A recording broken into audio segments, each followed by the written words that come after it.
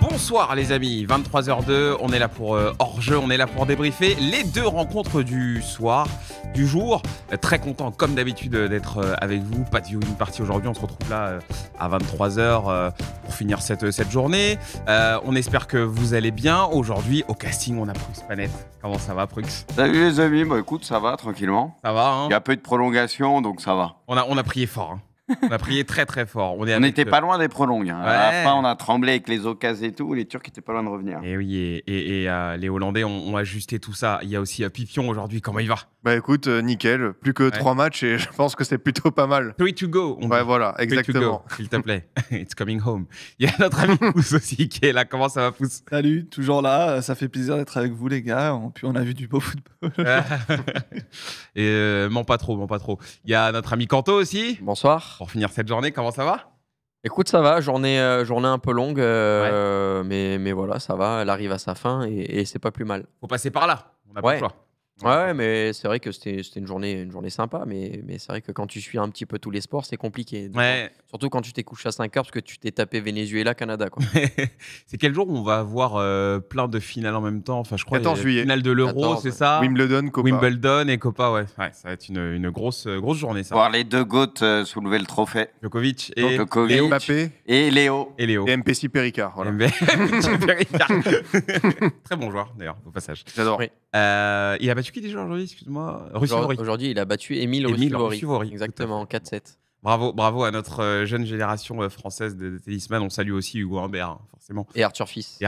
Les trois qui sont qualifiés. Malheureusement, on a perdu Quentin Alice qui menait 2-7-1 face à Olga Runeux et qui au final a perdu. Les 3 mousquetaires, toujours en place, on les soutiendra à fond. Messieurs, Winamax, notre partenaire, qui est là avec nous.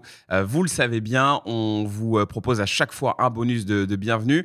C'est très très simple pour ce bonus. Vous déposez tout simplement 100 € sur le site Winamax ou sur l'application. Ils sont instantanément doublés en pari gratuit. Un bonus de 100 € en plus pour vous amuser tout simplement. Ça, c'est si vous rejoignez la plateforme, le site.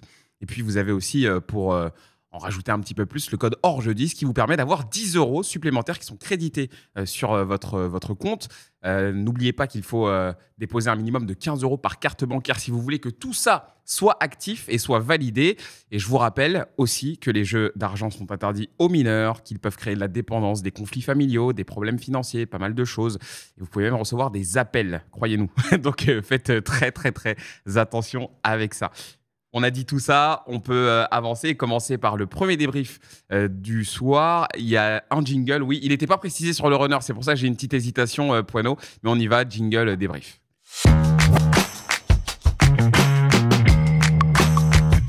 Les Pays-Bas, un des pays du football qui rejoint donc les demi-finales. C'était plus arrivé depuis 2004, il me semble, Pipion. Non, c'est pas ça? J'ai entendu tout à l'heure aussi, ils l'ont dit, c'était il y a longtemps. 2004, non? Contre le Portugal, ouais, je pense. Portugal. Le demi, c'était Grèce-République tchèque, je crois, c'est ça? C'est ça. Ouais. Les deux demi, Portugal, Pays-Bas, Grèce-République tchèque, donc ouais. Désolé, Kanto et Bruce, je me tourne pas vers vous en général quand j'ai ce genre de questions. Je suis comme toi, j'ai entendu le truc tout à l'heure, mais je l'ai pas retenu. On est pareil, c'est pour ça que je me suis dit... On remet en question notre science. Non, je me permettrai pas, mais j'ai quand même mes habitudes, donc on va pas se mentir. Alors messieurs, les Pays-Bas qui se qualifient face à la Turquie, comment est-ce qu'on qualifie ce match? On va faire comme sur le Winamax FC. Ils aiment bien faire ça au début de leur débrief, toujours un mot pour qualifier ce match. Tiens Bruce, un mot pour qualifier ce match. Laisse-moi réfléchir 2 secondes. Alors je te laisse réfléchir et je me tourne vers Pouce. Est-ce que tu as un mot, Pouce? Difficulté. Pourquoi difficulté? C'était dans la difficulté pour les Pays-Bas ce soir. Bah, je dis qu'un mot, sinon je peux faire une phrase. Non, mais un mot et une petite... Ouais, non, c'était dans la difficulté. Voilà. Difficulté. C'était un peu dans la difficulté. C'était pas évident du coup pour Pouce. Je vois Scipion qui me regarde avec des yeux bien profonds, donc un regard bien profond. Anticonstitutionnellement. C'est le mec qui veut chercher le mot. Non, comme Pouce, je veux dire éprouvant, parce que pour les Pays-Bas, c'est une qualification qui a été cherchée à l'arrache, mais une qualification quand même. Ouais, une qualification qu'il a fallu aller chercher. Kanto, il y a un mot qui te vient? Je cherchais non-confirmation. Est-ce qu'il y a un mot pour dire non-confirmation? Non-confirmation à de la Turquie, tu veux dire, ou des Pays-Bas? Par rapport au match d'avant, par rapport aux Pays-Bas. Incertitude. Incertitude, le mot est... Désillusion, c'est le mec qui comprend rien. Presque, parce que les Pays-Bas avaient montré un beau visage face à la Roumanie, et je pense que la Turquie, avec les problèmes défensifs, était peut-être le moment de confirmer ça. Et ce soir, j'ai rien vu de tout ça. J'ai vu une équipe des Pays-Bas qui a eu du mal à produire du foot, sauf quand les Turcs ont vraiment reculé, ils ont eu un peu plus d'occasions. Mais dans l'ensemble, j'étais un petit peu déçu de la facture proposée par les Pays-Bas ce soir. Oui, parce que juste avant, au tour précédent, on parlait de montée en puissance pour les Pays-Bas. Et c'est vrai qu'on c'est comme si on avait fait un retour en arrière. Indécision. Non, pas vraiment, je ça crois. peut le faire. Mais indécis, je trouve ça presque mignon par rapport à ce que j'ai vu sur le terrain. Je crois que par rapport à ce qu'il cherchait, on va le trouver le mot d'ici la fin de l'émission, mais je crois qu'il y en a un clairement, et peut-être que le chat va nous aider. T'as trouvé un mot, Bruce, pour qualifier ce match? Pas sûr que le chat est là. Alors lui. Avance. Mais on va où avec toi, sérieux? On va où? Un mot. Et tu sais que moi, faut pas me bloquer sur un mot. Je peux dire tellement de choses. Comment ça, tu me réduis à un mot, bref? Mais non, mais je t'aurais dit pas un mot. On parle du match. Il a 2 mots, c'est Messi et Mbappé. C'est vrai. Et c'est des prénoms. C'est pas des mots, pas des noms de famille.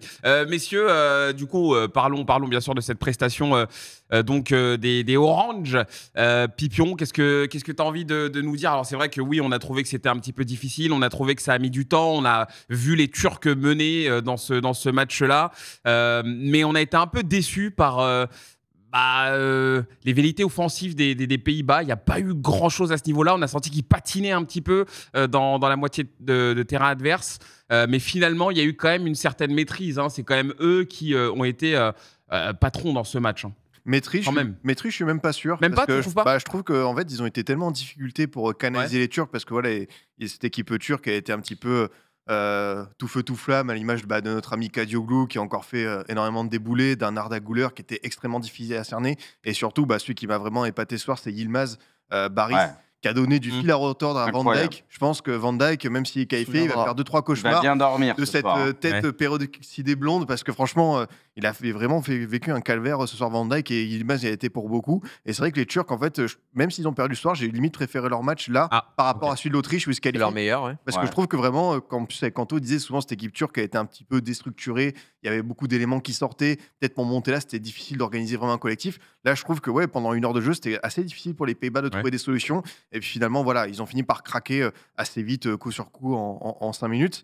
Mais pour ces Pays-Bas-là, en fait, tu avais l'impression que le match contre la Roumanie, c'était peut-être un trompe-l'œil par rapport à la faiblesse de l'adversaire. Et finalement, tu arrives en demi-finale sans avoir encore trop de certitude. Il y a des équipes aussi qui sont dans ce cas-là, dans cet Euro, par rapport forcément à un potentiel offensif, à un collectif qui manque de liant. Je pense que l'Espagne, c'est la seule équipe qui maîtrise à peu près tout dans ces compartiments-là. Mais pour les Pays-Bas, voilà, il a fallu un petit peu se bousculer soi-même. Et que tu l'as dit, le secteur offensif ce soir a été décevant. Gakpo, il n'a pas été bien trouvé. Depay, il fait une passe décisive, mais son match est encore très très dur. Xavi Simons n'était pas dans le coup. Bergwijn, il fait 45 minutes transparentes. Donc pour Coman, on a le sentiment qu'il aura tâtonné assez longtemps quand même pour ce schéma offensif-là. Ça marche une fois contre la Roumanie, mais pour le dernier carré, il va falloir montrer tellement plus de choses, parce que l'Angleterre les attendra.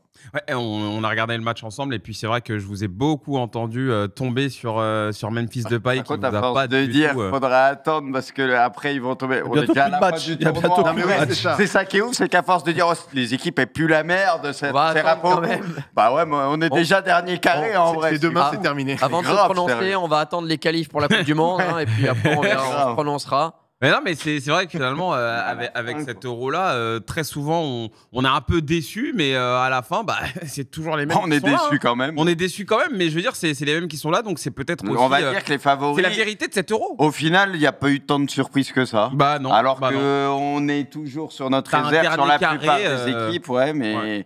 On va dire que c'était la logique plus ou moins de base. C'est ça qui est assez fou. La logique du papier. Comme quoi, tu as les équipes qui en jouant mal arrivent à avoir une certaine régularité et sont là où on les attend. Donc finalement, est-ce que jouer bien et avoir du résultat, c'est compatible. Je pense que d'une certaine manière, oui, mais pas totalement. Toi, t'as envie qu'on mette le replay d'hier, toi. Non, mais non, mais regarde ce que t'as dit par rapport à en vrai, il y a un Je vois venir, lui. Non, mais tu vois, c'est un bilan. Enfin, je veux dire, on crie par rapport au jeu de la France, ils sont là. On a crié par rapport au jeu de l'Angleterre face à une Suisse séduisante. Il y a un ovni, c'est l'Espagne. Alors certes, bon, il y a des séances de tir au but qui font que on peut avoir un discours inversé avec le Portugal et la Suisse qui sont qualifiés. Et on va dire, bah voilà, c'est mérité pour la France et pour l'Angleterre. La finalité, c'est que les tirs au but ont été gagnés. Donc la France et l'Angleterre sont en demi en n'étant pas beaux, mais ils sont là. Quand je disais la surprise de ce tournoi Bruxelles-Espagne, tu vois. La surprise. Bah ouais, la surprise. La surprise, c'est dans les favoris. Bah oui, mais c'est la surprise. Est-ce que quelqu'un s'attendait à voir cette Espagne à ce niveau-là? Moi, je disais deuxième favori. J'avais mis Allemagne en 1, Espagne en 2, moi, en favori pour l'Euro. Je m'attendais à voir une Espagne avec un visage changé par rapport à ce qu'on a vu ces dernières années. On en a beaucoup parlé hier dans la voiture. Ouais, c'est la surprise. Et hier, je te disais, la différence avec cette équipe espagnole, c'est qu'il y a quelques années en arrière, tu avais toujours Morata qui était là devant. Et on avait tendance à dire, ouais, mais il y a un problème de neuf en Espagne, Moreno, Morata, c'est un peu léger. Bah, au final, tu te rends compte qu'aujourd'hui, avec Morata, tu fais le taf. La différence, c'est qu'auparavant, tu avais peut-être Oyarzabal, tu avais peut-être Ferran Torres sur des côtés, et que désormais, tu as Nico Williams et Lamine Yamal. Et dès que tu as des mecs qui percutent, c'est le cas aussi pour l'Allemagne avec Jamal Musiala et avec Florian Wirtz, par exemple. Bah, étonnamment, dans le football contemporain, qui est un football très, très défensif, tu es obligé d'avoir des ailiers percutant très très fort. Et dès que c'est pas le cas, comme on le voit avec l'équipe de France à l'heure actuelle, avec la méforme ou avec beaucoup de joueurs qui n'ont pas la chance d'avoir des ailiers très forts, capable de créer des déséquilibres. Voilà, et du coup, tu n'as pas de déséquilibre parce que c'est des équipes qui aujourd'hui sont beaucoup trop organisées. Et quand tu n'as pas de joueurs qui sont capables de venir désorganiser un peu des blocs par leur créativité, tu te retrouves avec des matchs qui sont un peu soporifiques. Merci beaucoup. Il y a beaucoup moins de talent. Il y a beaucoup moins de leçon tactique. Il y a beaucoup moins de talent aujourd'hui et de créativité, donc c'est. Oui, j'ai dit calmement. Hier, je gueulais comme un putois. Là, j'ai dit calmement. C'est la veste qui t'a calmé. Ah bah là, ouais, c'est ça. C'est un peu moins chaud qu'hier d'ailleurs. Ouais, ça va, c'est assez agréable aujourd'hui, il fait bon. Alors, Pouce, revenons quand même sur Pays-Bas-Turquie, parce qu'on n'est pas sur un débat global sur l'Euro. Qu'est-ce qu'il a manqué aujourd'hui aux Turcs, selon toi, pour réitérer cet exploit qu'ils avaient fait contre l'Autriche? Non, je sais pas s'il manquait des choses, mais déjà, je pense qu'il faut souligner le fait qu'il soit là. Je trouve que c'est une belle performance d'arriver en quart. Et souligner également que cette équipe, tout au long de la compétition, je pense c'est une équipe, il n'y en a peut-être pas beaucoup, mais c'est une équipe qui a progressé de match en match. Et ils arrivent peut-être à leur match le plus abouti aujourd'hui. Manque de chance, c'est le match qui les élimine. Mais voilà, on s'en souvient tous, on était pour certains au stade pour leur premier match. Et voilà, on avait aimé offensivement ce qu'on avait pu voir, mais on avait vu quand même des sacrés manques en défense. Et là, ce soir, défensivement, c'était quand même plutôt carré. Les deux lignes bien compactes, les Pays-Bas qui ne trouvaient pas des espaces, alors que contre la Roumanie, il y en avait peut-être un peu plus. Et cette équipe de la Turquie, elle a vraiment fait déjouer les Pays-Bas jusqu'à marquer. Et c'est peut-être à partir du but que ça a commencé à évoluer côté turc, où ils ont un peu plus reculé, peut-être un peu moins. Inconsciemment, tu as envie de protéger ton acquis, quoi. Et dans l'autre sens, quand les Pays-Bas ont marqué, c'était un peu l'inverse. La Turquie a bien poussé sur la fin du match. Et ça n'aurait pas été démérité d'avoir une égalisation. Donc je ne sais pas s'il leur manquait grand-chose, parce que pour moi, ils ont maximisé ce qu'ils pouvaient faire dans cet Euro. Voilà, ils sont sortis l'Autriche. C'est un mini-exploit. Ce soir, ils tiennent un dragée haute aux Pays-Bas. Encore une fois, s'ils sortaient encore les Pays-Bas, c'était vraiment un tour de force, même si ça n'aurait pas été un scandale au vu de la physionomie du match. Mais moi, j'ai tendance à dire qu'ils ont vraiment maximisé ce qu'ils pouvaient faire. Donc, du mal à dire qu'est-ce qui manquait. Voilà, Kadioglu qui a été énorme. S'il peut en parler, je crois que c'est le joueur qui gagne le plus de duels ce soir. Barry Yilmaz qui a fait vivre un enfer. Et puis, Arda Güler, quel joueur. Sur le but, c'est du droit qu'il la donne. En tout cas, c'est une équipe turque et la puissance pied gauche sur ce coup franc. Qui finit sur le poteau. Et cette équipe turque, voilà, on voit du talent, vraiment du talent à toutes les lignes, de la jeunesse. Donc peut-être que sur les prochaines années, dans 2 ans, dans 4 ans, c'est une équipe sur laquelle on pourra compter. Que tu vas avoir Arda qui vont arriver à leur top niveau, que tu vas avoir un Kadioglu qui a quand même 24 ans, Mouldour qui a 25 ans, tu as au milieu de terrain, c'est comment il s'appelle déjà, Özcan qui a 25 ans, 26 ans. C'est vrai que t'as une belle génération. Ce qui va leur manquer, c'est construire, quoi, tu veux dire. C'est un truc à construire. Ce qui va leur manquer, c'est peut-être d'avoir 1 ou 2 top défenseurs. Parce qu'aujourd'hui, je pense que le gros talon d'Achille de cette équipe-là, c'est la charnière centrale. Mais oui, quand tu vas voir ces mecs-là qui vont progresser, même Baris à 24 ans ou 25 ans, donc quand ces mecs-là vont arriver à leur apogée, que les très jeunes vont prendre en maturité et que ceux qui sont un petit peu mid vont arriver à 27-28 ans, tu peux avoir une équipe turque qui peut emmerder pas mal d'équipes dans quelques années. Alors Bruce, parlons des Pays-Bas. C'est vrai que quelqu'un l'a rappelé sur le chat. Zal les avait mis en demi dans ses en finale. En finale même, c'est ça. En finale contre la France. Je crois que c'est ce qu'il avait mis de mémoire. Faudra qu'on vérifie ce qu'il les a mis en demi écoute, ou en finale. Mais en tout cas, il les avait mis très très loin. Le plus dur est à faire. Oui. Pour les deux, c'est clair. Plus dur arrive pour les Pays-Bas. Avec ce qu'on a vu jusqu'à présent, Bruce, est-ce que cette équipe a les moyens, si on se projette, eh bien pourquoi pas de sortir l'Angleterre, pourquoi pas de réélever le niveau? Parce que c'est vrai qu'aujourd'hui, on les a sentis peut-être un petit peu moins inspirés, moins bien. Est-ce que tu penses que ça peut être mieux sur la suite? Ouais, déjà, concernant les Turcs, j'étais d'accord avec tout ce qui a été dit par mes camarades. Et ce soir, ils auraient pu sortir les Pays-Bas. Ils ont quand même 2 grosses occasions à la fin. Et honnêtement, ils étaient en grande difficulté, les Pays-Bas. Si c'était Omer et pas Bart dans les cages, ça passait. D'accord. Et du coup, c'était un peu trompe-l'œil peut-être, oui, contre la Roumanie, parce que c'est vrai qu'on avait vu une phase de poule des Pays-Bas où on était déçus, bon, comme beaucoup de soi-disant grosses équipes de 7 euros, et contre la Roumanie, on avait vu plus de choses. Mais bon, au final, on se dit avec un peu de recul, c'était peut-être l'adversité qui était trop faible. Du coup, ça nous a donné cette impression, mais les Pays-Bas, c'est vrai que c'est pas impressionnant du tout, quoi. Donc, ouais, mais après, on dit pareil de l'Angleterre qui galère à tous les matchs, et qui est cata à tous les matchs. Donc, il y aura forcément une équipe qui a fait un euro dégueulasse déjà en finale. Donc, à force de dire on verra les matchs d'après, on verra, bah là, on est déjà en demi, comme on disait. Donc on y est, quoi. Ça, c'était quoi? C'était le bracket de bras, quoi. Bah, c'est ça, tu vois. De Zal. Donc, France-Pays-Bas en finale. Dégueu. Attends, tac. T'as pas l'Angleterre. Il avait mis la Suisse. Tu peux mettre. T'as pas mon tableau par hasard Ah, vous voulez qu'on fasse une review de toutes les prédictions? Ça, faudra le faire à la fin. Moi, je veux juste vérifier. Ah non, moi, j'ai sauté sur un match. Lui aussi, il avait mis. Après, il n'y a rien à gagner, je te rassure. Non, la seule erreur que j'ai fait, c'est Turquie-Autriche jusqu'ici. Ouais. Et du coup, les Pays-Bas, forcément très déçus. Et en plus, on sait qu'ils peuvent être quand même costauds derrière. Je parle quand tu vois les joueurs qu'ils ont, tu vois, comme Ake, Van Dijk, De Vrij, même Dumfries, tu vois, défensivement, ça peut être un bon joueur. Bande de Ven sur le banc. Et tu regardes, ils concèdent quand même pas mal d'occasions à chaque fois. Donc ça, c'est quand même un sérieux problème. Après, on l'a vu, et notamment bizarrement sur les matchs des Turcs, que ce soit contre l'Autriche ou là, il y a eu beaucoup de buts de la tête dans leurs matchs, et soit coup de pied arrêté, soit centre. C'est sûrement travaillé, parce qu'ils savent très bien que les Néerlandais, des occasions importantes pour eux. Les Néerlandais, ils peuvent avoir ce petit truc-là, j'ai l'impression. Tu vois, il n'y a pas 150 équipes dans cet euro capables de marquer sur des coups de pied arrêtés. On a vu les Turcs qui pouvaient être pas mal sur les derniers matchs. Et les Néerlandais, tu ressens quand même ça. Tu vois, ils ont des joueurs capables de claquer des têtes. Bon, t'as De Vrij, on pense aussi à Van Dijk, bien évidemment, et d'autres. Ils font tous 2 mètres, les Weghorst. Donc, Weghorst, ce bon vieux Weghorst. C'est lui qui change le match. On va en parler justement quand on regarde Rémi, on va en parler. Et du coup, non, c'est limité, mais après, c'est un euro qui est limité de toute façon en termes de jeu. Donc, à force de dire ça, comme on l'a dit, il y a 3 équipes qu'on peut montrer de choses qui sont en demi-finale dans cet euro. Donc, il y en aura au moins une en finale, peut-être même 2.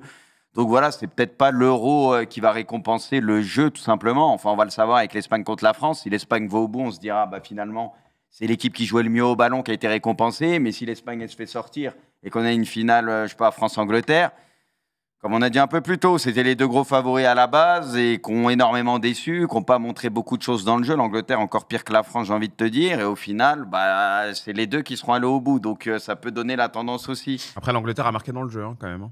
Ouais, la différence, c'est que l'Angleterre, tu as quand même Bellingham, Foden et peut-être Cole Palmer qui sont considérés à l'heure actuelle comme étant dans les meilleurs joueurs du monde. Palmer dans une moindre mesure, mais en tout cas pour Bellingham et pour Phil Foden, il n'y a aucun doute. T'as même Kane, mais le truc c'est que dans cet euro, il n'y en a pas un qui est bon, quoi. Après Bellingham, là où je suis d'accord avec vous, c'est qu'il y a des histoires de moments pour ces mecs-là. Bellingham, on l'avait vu avec son ciseau.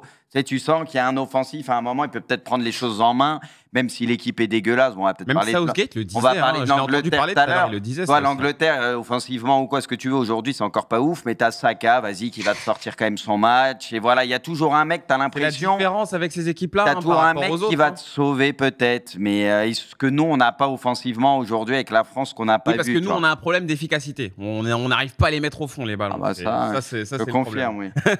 Alors, Kanto, t'as embrayé un petit peu sur le sujet sur lequel on voulait aller.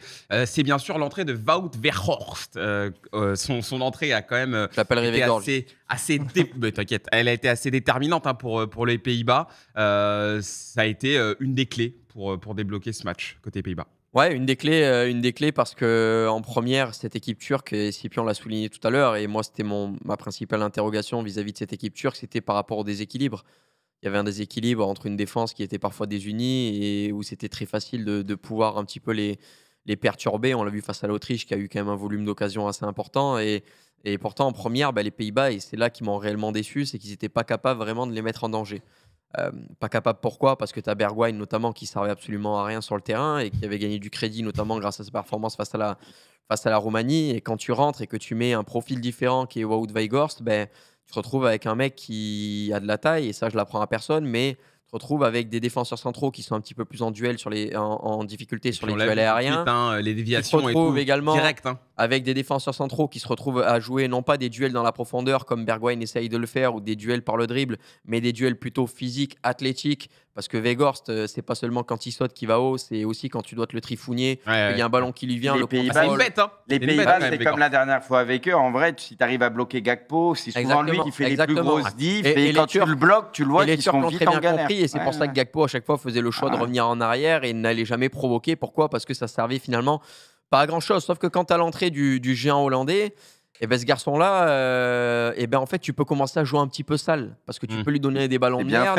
C'est FIFA, là. Et finalement, c'est ça. Mais tu commences à lui donner des ballons de merde et lui, il va toujours arriver à s'en sortir. Alors, il va les bonifier. Ouais, c'est ça. C'est pas un génie du football. Je suis pas en train de dire que c'est le meilleur neuf de l'histoire, mais moi, j'aime son profil-là. On le voit dès son entrée, il met cette remise pour Memphis que Memphis n'arrive pas à toucher. Derrière, il y a cette maladresse où finalement, je crois que c'est le but sur corner. Il dévie, je pense qu'il veut la mettre parce que tu as deux Hollandais à côté, mais finalement, ça fait corner. Pèse, en fait. Et derrière, tu as le but de De Vrij. Mais oui, c'est ça. C'est qu'en fait, il pèse et surtout, il a complètement changé la manière des Pays-Bas de venir jouer. Et au-delà des duels physiques, athlétiques et de la manière de jouer différente pour les Pays-Bas, c'est surtout que il va attirer les défenseurs sur lui, ce qui va libérer des espaces, notamment à Cody Gakpo. Et c'est pour ça qu'on a vu un Cody Gakpo qui a pu commencer à provoquer, parce qu'il y avait cette crainte, il y avait cette méfiance axiale de par le danger qu'apportait Wout Weghorst, qui a libéré les espaces pour Cody Gakpo. Donc voilà, pour moi, c'est Weghorst qui a complètement changé le match. C'est une idée de l'impact. Ce qui est vrai, c'est que dans le foot moderne, et tu le vois dans cet Euro, il n'y a quasi aucun choix de pur neuf. Tous les purs neufs, quasiment, ils sont laissés sur le banc, où on préfère des profils plus mobiles. Quand je dis pur neuf, c'est comme Weghorst, Füllkrug, tu vois, du côté de l'Allemagne, tu vois, des profils comme ça, tu as l'impression les mecs. Envie de jouer au foot. Parce qu'il n'y a plus aucun sélectionneur qui a envie de jouer au foot et que ce profil-là, ils savent que ça va leur servir à rien s'ils jouent avec un bloc bas, avec une équipe défensive et qu'ils ont. Tu veux dire qu'ils veulent plus essayer de jouer à la base ou parce que je comprends pas. Non, en fait. Un peu contradictoire ce que tu dis parce que finalement, quand tu as des schémas où tu es très solide derrière et que tu balances que des centres, avoir un mec comme ça dans la surface, c'est. Mais pas nécessairement. Quand je dis qu'ils veulent plus jouer au foot, c'est pas juste faire des centres, c'est simplement qu'ils préfèrent avoir un joueur qui est à l'aise ballon au pied et c'est pour ça qu'on a des joueurs, des profils faux neufs et c'est pareil aujourd'hui en club. Oui, donc ils veulent plus jouer, laisser le ballon au sol, mais ça se voit pas en vrai et c'est plus limité. Sauf que quand tu as des garçons qui, comme j'ai dit, jouent un petit peu sale, jouent des coudes et ils sont pas forcément élégants et beaux à voir, dans le foot, ça a quand même de l'impact. Pourquoi? Parce que comme je l'ai dit avec le cas Weghorst, tu attires des défenseurs sur toi et tu libères de l'espace pour les autres à côté. Pousse et Pipion, je vous pose aussi la question. Ces Pays-Bas maintenant, est-ce qu'on. Évidemment, on va les prendre au sérieux pour la suite, mais. Comment est-ce que vous les projetez, vous, dans cette compétition-là? Est-ce qu'ils vous ont donné l'impression... On est en demi, Braque. Deux matchs. Mais non, mais quand je vous dis projeter, c'est déjà, faut gagner la demi, faut gagner la finale si tu vas aller au bout. un truc, quand tu dis... Il y a deux matchs encore. On doit avoir peur d'eux. Ce on, il représente quoi, en fait? Quelle partie du tableau il représente? C'était un on... personnel. C'est l'UEFA, tu vois. C'est le football. Ok, d'accord. Ça n'a rien à voir avec... D'accord. Non, concrètement, oui. L'Angleterre n'a pas montré d'énormes choses qui puissent permettre à l'Angleterre de se dire ah ouais, je suis confiant, peu importe qui vient, tu vois. Ah oui, non. Oui. Ah oui. Donc déjà ça. Maintenant, c'est vrai que les Pays-Bas contre des équipes, encore ce soir on l'a vu, contre des équipes qui laissent peu d'espace, sont quand même en difficulté. Contre la Roumanie, c'était mieux, mais effectivement, entre les lignes de la Roumanie, c'était open bar. Xavi Simons, il a pu toucher 70 ballons, il a le temps de se retourner, laisse tomber. Et là, concrètement, l'Angleterre va laisser peu d'espace. L'Angleterre va jouer un peu plus sale. Et je pense que cette configuration, à mon avis, va plus aller à l'avantage de l'Angleterre. Maintenant, ils vont les éteindre, tout est possible. Les Pays-Bas. Tout est possible. Tu es seul à penser comme ça? En fait, moi, je les trouve nuls depuis le début. Je pense que l'Angleterre, ils vont sortir, ils vont les éteindre pour le coup. Tu veux dire genre 2-0? Ouais, qu'est-ce que t'entends par éteindre? Non, ce que je veux dire, c'est un genre 2 buts d'écart, mais propre, avec une vraie différence. Je pense que l'Angleterre, moi, je pense qu'il y aurait une vraie différence sur ce match. Il y a un élément quand même assez révélateur, c'est que ce soir, le danger présent sur le but hollandais, ça vient d'où? Ça vient premièrement des ballons aériens. On a vu les corners et les coups francs où les Turcs étaient très dangereux. Et deuxièmement, c'était les ballons de côté qu'on a vu notamment en fin de match où on envoyait pas mal de ballons dans ces zones-là. Et quand tu sais que l'Angleterre, Ils ont un jeu où dans l'axe, ça passe pas et ils passent quasiment que sur les côtés. Aujourd'hui, le schéma était un peu différent, mais dans le passé, c'était plutôt Foden et Saka d'un côté. Bon, on a vu Saka d'un côté. Côté gauche, il y avait plutôt Trippier qui était dans ce rôle-là. Moi, je me dis, si les Turcs sont arrivés à mettre autant de ballons et autant de dangers dans la surface en venant des côtés, et que l'Angleterre, on sait que leur petit point fort sur 7 euros et le seul truc qu'ils arrivent à faire à peu près correctement, c'est le jeu sur le côté. Moi, je suis plutôt d'accord avec Bruce pour me dire attention, il peut avoir le fuego dans la défense des Pays-Bas. Après, encore une fois, c'est un match-up qui est différent. Donc, forcément, les équipes arrivent et se présentent de manière différente. Bon, là, on n'a pas vu beaucoup de choses différentes depuis le début. Oui, non, mais je veux dire, après, quand tu as les Pays-Bas qui font face à l'Angleterre, c'est sûr que les deux équipes ne vont pas jouer comme si elles affrontaient la Turquie ou une autre équipe. Donc, alors, Pipion, pour répondre à la question que je posais à Pouce. Pour moi, il y aura 3 enjeux forcément pour les Pays-Bas. C'est le duel Gakpo-Walker. Savoir quel niveau pour physique, surtout pour Walker, qui je trouve a été mieux aujourd'hui, je suis d'accord. Contre la Suisse, avec un rôle peut-être un petit peu plus différent que d'habitude, mais je trouve qu'il a bien tenu quand même son couloir et l'axe. Ça va être intéressant de voir comment est-ce que Gakpo va pouvoir se défaire de cet adversaire qu'il connaît bien via la Première Ligue. Le milieu de terrain néerlandais, que j'ai trouvé un petit peu fébrile ce soir, beaucoup moins en jambes, beaucoup moins de vista de la part de Reinders, de Schouten, et même Xavi Simons sur la pointe haute, qui n'a pas été non plus clairvoyant sur pas mal de situations. Donc beaucoup de pertes de balles, du déchet. Et même si en face, l'Angleterre n'envoie pas énormément de choses, tu as quand même Kobe Mainoo qui monte en puissance mine de rien, et un Rask qui peut faire le taf. Donc, si les Pays-Bas, c'est incroyable. Hein. Ouais, on en reparlera juste après. Un des rares qui balle au pied et capable de progresser. On va en parler tout à l'heure. Et après, mon dernier point, c'est Van Dijk. Je pense que quand un capitaine... Parce que, mine de rien, sur ce match-là, il y a plusieurs sauvetages qui ont été assez impressionnants. J'ai vu un très très bon retour de Dumfries. J'ai vu un tacle à la fin, rageur de De Vrij. Verbruggen qui sort. Honnêtement, la plupart des défenseurs néerlandais, même Nathan Ake qui sort avant la fin du match, je trouve qu'ils font leur tournoi. Par contre, Van Dijk, ça m'inquiète beaucoup de savoir que le capitaine des Pays-Bas est dans cet état-là, qui laisse pas mal d'espace, qui fait des fautes, qui perd ses 1 contre 1. On savait qu'avant, Van Dijk, c'était une légende, voilà, on le passait jamais. Je trouve que la légende, elle est un petit peu fragilisée. Et donc, il faut toujours qu'il se rattrape un petit peu. J'ai l'impression que c'est un capitaine qui fait plus autant l'unanimité, et c'est peut-être là où l'Angleterre peut insister, parce que forcément, c'est le mec avec le brassard, c'est celui qui doit influer la sérénité. Et quand c'est le principal joueur à tenir ce rôle-là qui... failli un petit peu, je me dis que si l'Angleterre insiste là-dessus, il y a quelque chose à jouer. Néanmoins, le chignon était encore une fois parfait. Il bouge jamais, le chignon. Il faut quand même rendre à César ce qui lui appartient. C'est pour ça que je fais la remarque. Mais il a pas bougé depuis des années. Hein. Alors, messieurs, on finit avec les top et flops sur ce match-là. Bruce, qu'est-ce que tu choisis, toi, aujourd'hui, en top et flop? Pas de, tu fais ce que tu veux, hein. Tu peux en mettre 2, 3. Je suis en train de réfléchir. Un déjà qui est largement évident. Ça s'appelle Bart Verbruggen, le gardien. Non, c'est vrai. C'est vrai qu'il en sort surtout à la fin. Les 2 qui sortent, c'est vrai que c'est pas rien, mine de rien. Ouais. T'as peut-être De Vrij aussi, qui marque et qui fait des interventions quand même assez précieuses. Ouais, De Vrij. De Vrij, le match est bien. En vrai, il y a eu du bon et du moins bon, mais Dumfries, je trouve, il y a eu des retours à des moments clés. C'est lui qui apporte le CSC. C'est lui qui apporte le centre sur Gakpo. Dumfries, on va dire, il a eu une joue retrait sans arrêt, ça m'énerve. Ouais. Le match de Weghorst qui est bien. Et après, côté turc, Kadioglu, Arda Güler, qui forcément, si on se projette déjà sur la saison prochaine, ça m'intéresse énormément de savoir quel rôle il aura au Real Madrid, parce qu'il y a une dynamique à lancer. On sait qu'il y aura une concurrence féroce, mais ce garçon, il y a un vrai truc avec lui, parce qu'on se disait toujours, bon, est-ce que c'était trop tôt au Fenerbahçe, est-ce qu'ils vont pas le prêter et tout. Dans cet état-là, il y a quand même une progression pour ce garçon qui m'intéresse énormément.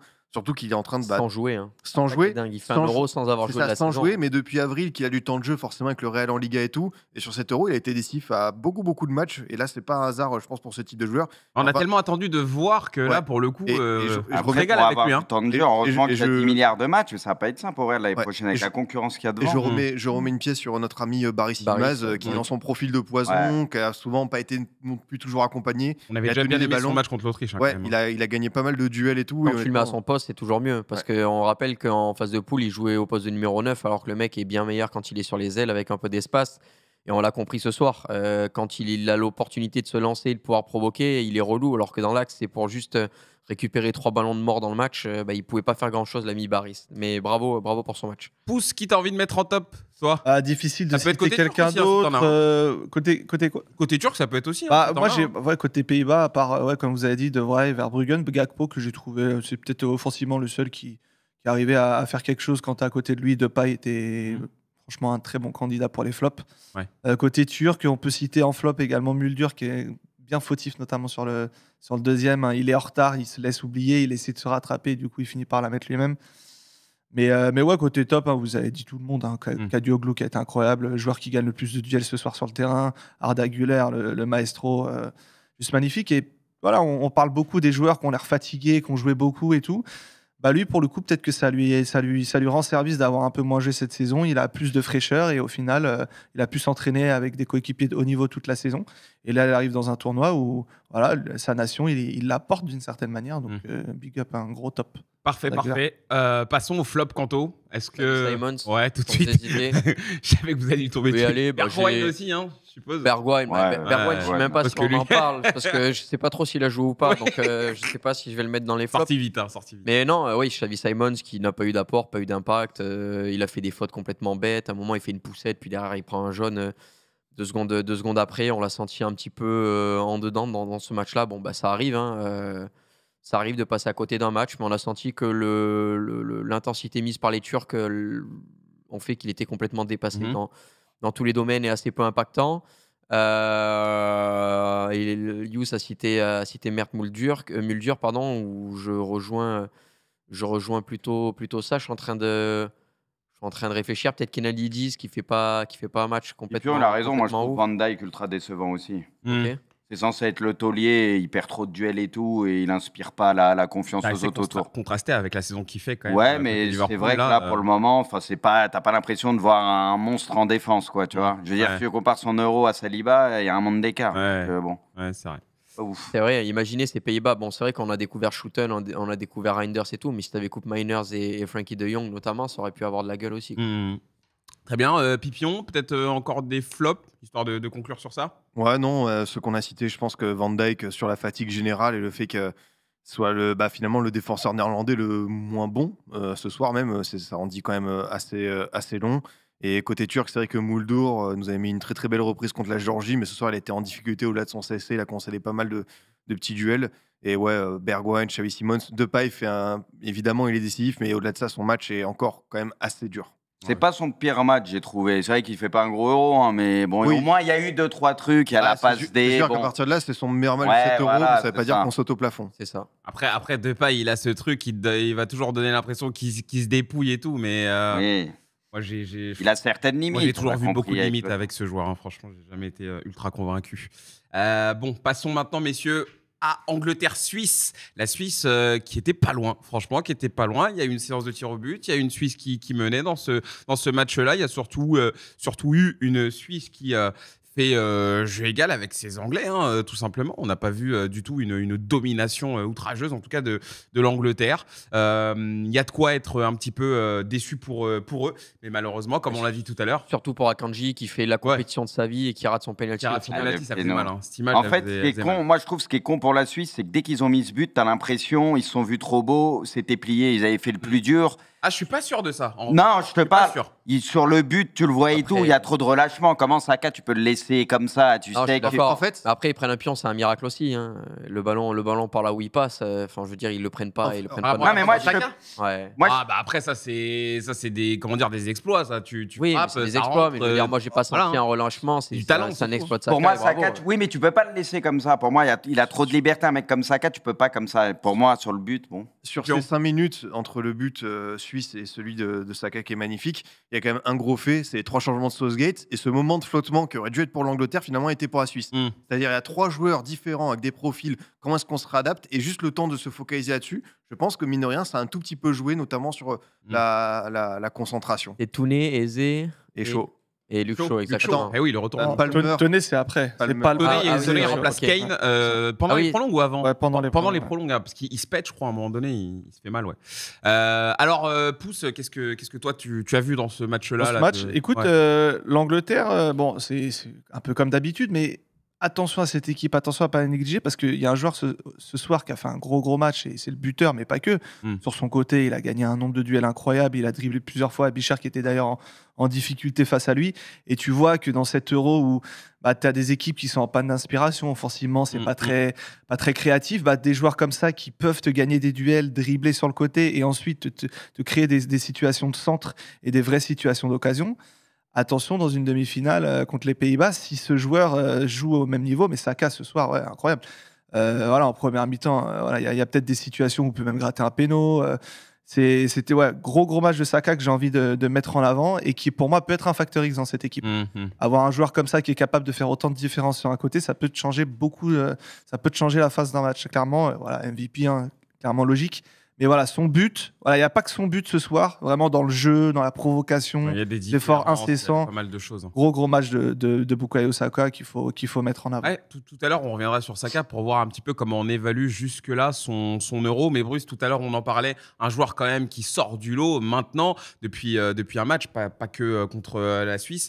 Déjà contre la Slovaquie, c'est Kobbie Mainoo. Franchement, le mec apporte un truc dans cette équipe. Je vais pas aller jusqu'à dire qu'il change la face de l'équipe, mais il fait un mec au milieu quand même qui met cet impact. Il porte le ballon aussi, casse des lignes. Il ne peut pas résoudre tous les problèmes à lui tout seul, mais au moins il y a quelqu'un, comme le dit Yous, qui est capable de remonter balle au pied et qui n'a pas peur. Et lui, il essayait même de se positionner un peu plus haut, tu vois, de donner des solutions aux autres. Alors que parfois, on le dit depuis le début, l'Angleterre, il n'y a pas d'idée, pas de créativité. Tu sais, c'est statique, tu as l'impression. Donc heureusement qu'aujourd'hui, oui, il y avait Saka et Mainoo. Ils ont fait un bien fou. Après, moi, je suis d'accord sur Walker, il m'a rassuré un peu physiquement. Je l'ai trouvé mieux aujourd'hui.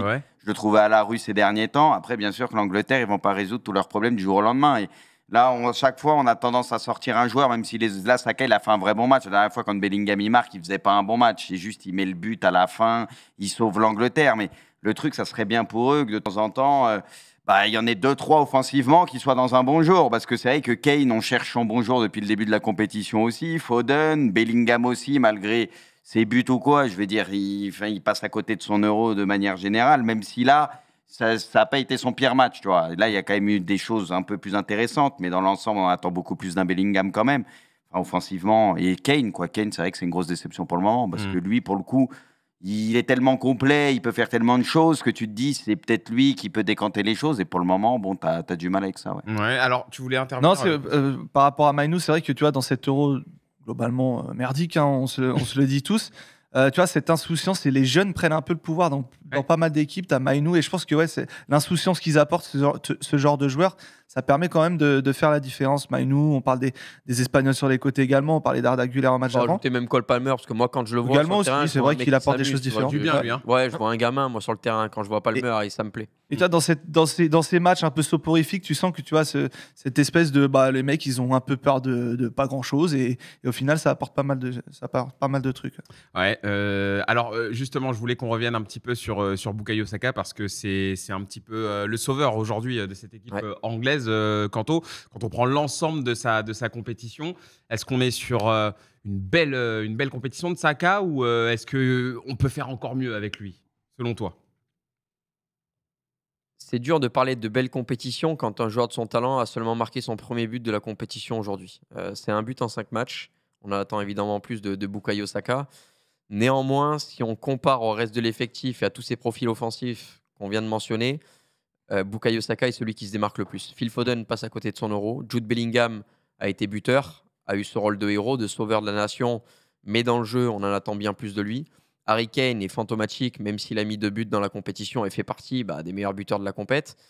Pour autant, dans le jeu, il y en a un qui a au moins ce mérite-là d'essayer dans une équipe qui n'essaye absolument rien. C'est Bukayo Saka. Bukayo Saka, et plus récemment Kobbie Mainoo, depuis qu'il est sur le terrain depuis 2 matchs. Après que le génie Southgate soit rendu compte qu'avec Alexander-Arnold et Gallagher, ça donnait que dalle, il s'est enfin rendu compte qu'il avait Mainoo, et peut-être même qu'il va se rendre compte qu'il a Eze, et que Eze titulaire, ça peut aussi avoir de la gueule, puisque c'est un de ses meilleurs entrants à chaque fois. Mais pour revenir à Bukayo Saka, il y a ce différentiel entre des joueurs qui doivent prendre des responsabilités dans ce collectif-là, mais qui ne les prennent pas.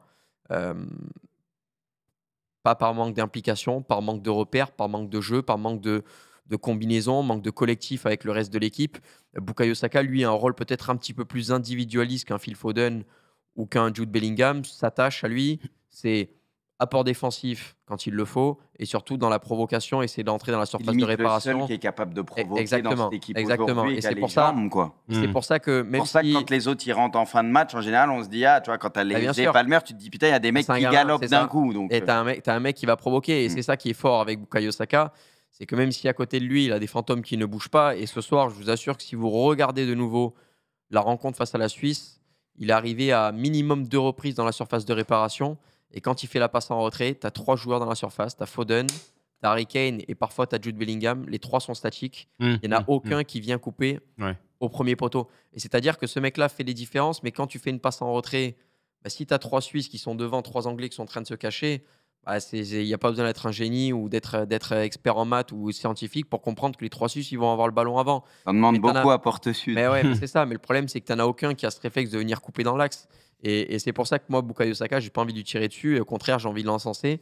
Parce que dans un collectif pas du tout huilé et pas du tout dangereux, c'est un des rares qui essaie et qui n'a pas que de la réussite. Mais même malgré son déchet, c'est peut-être le profil le plus agréable à voir et le plus en réussite depuis le début de l'Euro. Moi, c'est le problème que je vois avec cette équipe anglaise, c'est que je vois des joueurs très isolés. En fait, je vois des joueurs qui ne communiquent pas vraiment ensemble et ça te donne une équipe où finalement, tu regardes les individualités et même ce qu'on fait en général quand on parle de l'Angleterre, on parle souvent des joueurs ça sert à rien. Les uns avec les autres. Ouais. Et le problème aussi, et c'est là où je voulais en venir aussi, Bruce, c'est un peu comme une passe D que tu me fais, c'est que j'ai l'impression que Southgate est un peu coincé et que le mec en fait n'est pas capable de faire des choix, n'est pas capable en fait de prendre des décisions fortes, de se dire. Il n'y a pas qu'en équipe de France avec Mbappé, il n'y a pas que le Portugal avec Cristiano Ronaldo. Il y a aussi Southgate, je pense. Toutes les nations sont dans des problèmes où mais pourtant, tu peux difficilement sortir le meilleur joueur. Foden, même s'il fait une grosse saison, il n'a pas le poids d'un Mbappé ou d'un Cristiano. Je parle pour sa sélection. Quand tu vois que la Serie rajoute un profil plus percutant, tu vois ce que je veux dire.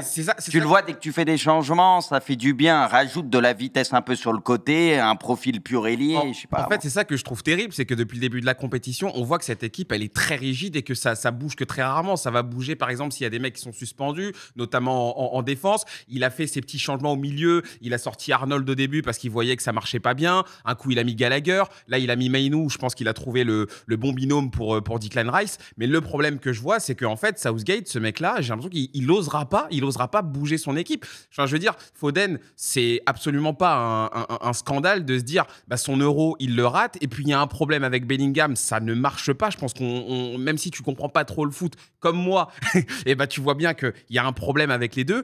Ose, je sais pas, change, mets un Palmer. Il a raison, Palmer, à chaque fois qu'il rentre, le mec, tu sens que lui, il a le jus en fait. Donc moi, Southgate, c'est pas qu'il a le jus, c'est qu'il a l'insouciance de vouloir provoquer et il est pas formaté par un collectif à se contenter de faire un contrôle et une passe comme le demande gentiment le sélectionneur. Cole Palmer, lui, quand il a un ballon, il veut provoquer, il veut aller au duel. Et il a conscience que le foot, quand c'est cadenassé, faut gagner des duels. Il n'y a pas de secret. Si tu as un bloc qui est bien compact et qui est un petit peu bas, la seule solution, c'est quoi? C'est soit tu fais des centres, mais Harry Kane, il n'arrive pas à gagner un duel dans la surface de réparation depuis le début de l'Euro, soit il faut les percuter et gagner des duels. Et jusqu'ici, le seul qui le fait, c'est Bukayo Saka et Cole Palmer quand il rentre. Mais après avoir dit tout ça, l'Angleterre se qualifie quand même. L'Angleterre, grâce à ses joueurs, grâce à ses individualités et des petits coups de génie, réussit à être en demi-finale de l'Euro. Et le pire, c'est que ça peut aller au bout comme ça. Il va jouer une équipe en demi qui n'est pas bien meilleure qu'eux. Et en finale, il y a un monde où il n'y aura pas de vrai diff aussi. Donc, voilà. C'est pour ça que ça reste quand même assez incroyable. Pipion, est-ce qu'on peut parler peut-être, à moins que tu aies envie de rajouter un truc sur l'Angleterre, mais est-ce qu'on peut parler aussi de la Suisse, la carte blanche? Non, sur l'Angleterre, Kanto a dit quelque chose de très juste et qui, moi, me paraît important sur ces joueurs qui apportent dans ce 11, qui est un petit peu, aseptisé, qui est lisse, qui respecte un peu trop les consignes, parce que Southgate est là depuis très longtemps. Et du coup, quand t'as Mainoo qui fait ses premières sélections en mars, pareil pour Cole Palmer, eux, ils s'en foutent en fait. Ils n'ont pas eu le temps d'être, comme je te disais, parasités. Et eux, ils apportent cette insouciance. Pareil pour Eze, pareil pour Toney. Et en fait, c'est là où l'Angleterre a un avantage. Et je trouve qu'elle a un sacré banc, mine de rien. Et que ça sert, mine de rien, au coach et ses intérêts. Parce que tu as des joueurs quand même qui sortent d'une très très belle saison. Et encore, on n'a pas vu Ollie Watkins, qui, au-delà d'être un attaquant de renom, aussi le meilleur passeur décisif de PL. C'est pas rien quand même. Ouais, quand même. Donc, mine de rien, tu peux être sauvé par ça. Maintenant, ils vont en demi-finale. Encore une fois. C'est le lot de cette réussite un petit peu particulière. Et voilà. Et après, les tirs au but, eux, on sait qu'avec Pickford, c'est quand même très très bien travaillé. Donc, Pickford, et puis derrière, tes tireurs aujourd'hui, c'est Ivan Toney qui tire les pénaltys avec son équipe. Les mains dans les poches. T'as Cole Palmer qui tire les pénaltys dans son équipe. T'as Bukayo Saka qui tire les pénaltys dans son équipe. Donc au bout d'un moment, quand sur tous tes tireurs, c'est que des mecs qui tirent des pénaltys un week-end sur deux, ça aide aussi à gagner des séances de tirs au but. Ouais. Non, KB9, c'est pas la mode de tomber sur Jude. Au bout d'un moment. Non, faut être honnête.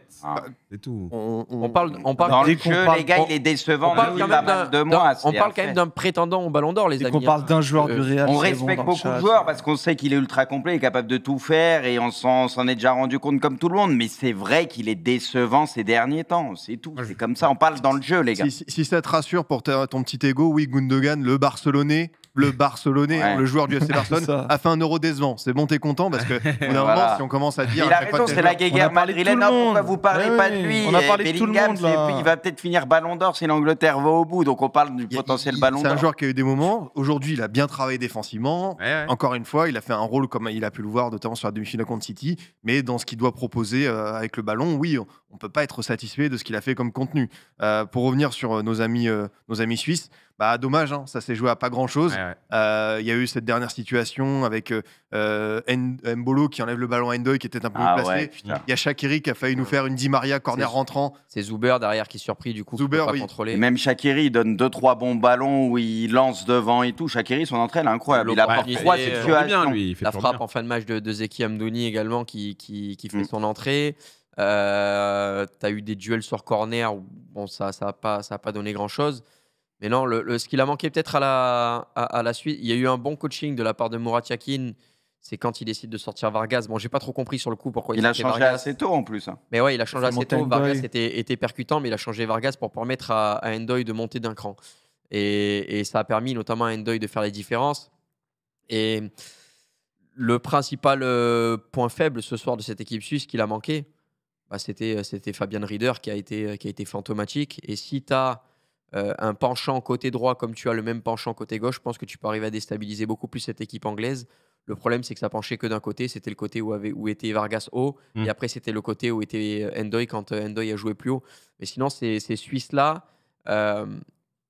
attention parce que j'ai pas vu une équipe très, très en panique aujourd'hui. Ah non, mais je pense maîtrisent ce qu'ils font. Il leur manque pas grand-chose en termes de qualité pour faire une grosse perf, notamment à la prochaine Coupe du Monde. Je t'ai dit, ils ont regardé les Anglais aujourd'hui. Là, je t'analyse, mais ça perd au péno.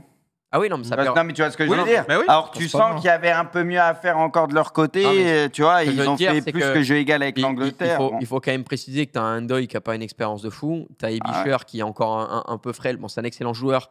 Mais le mec, peut-être d'ici 2 ans, il peut être dans un grand club. Tu as un Rieder qui est remplaçable, à mon avis, dans ce collectif-là. Tu as Mbolo qui, il y a 2 semaines, est encore avec des béquilles et est blessé. Zakaria qui était blessé, qui est rentré à la fin. Exactement, Zakaria qui revient de blessure. Ce que je veux dire, c'est que ces mecs-là se sont dévoilés sur cet Euro. Il y en a qui vont partir dans de grands clubs et qui vont encore progresser. Tu as peut-être 1 ou 2 jeunes qui vont arriver et qui vont compléter cet effectif-là. Tu as eu des cadres qui ont été blessés. Cette équipe suisse, attention, prochaine Coupe du Monde dans 2 ans. Il va pas falloir les prendre pour des cons parce qu'ils sont capables de faire péter un exploit. Ah non, mais ça peut être, on dira pas révélation parce que pour le coup on les a vus là, mais ça pourrait être une des grosses nations de la prochaine Coupe du Monde en effet. On a bien aimé et c'est vrai qu'on est presque déçus de les voir. Une des belles équipes.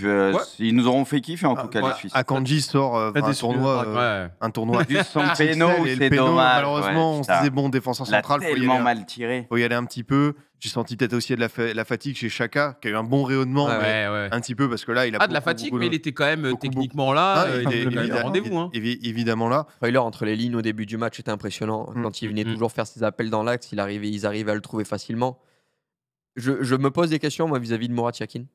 Quand on a vu le supporter suisse, il nous avait dit que Murat Yakin, avant l'Euro, n'était pas en odeur de sainteté du côté de la Suisse. Mais tu ne penses pas qu'il a gagné un peu de crédit là mais justement, c'est la question que j'allais poser un petit peu à tout le monde.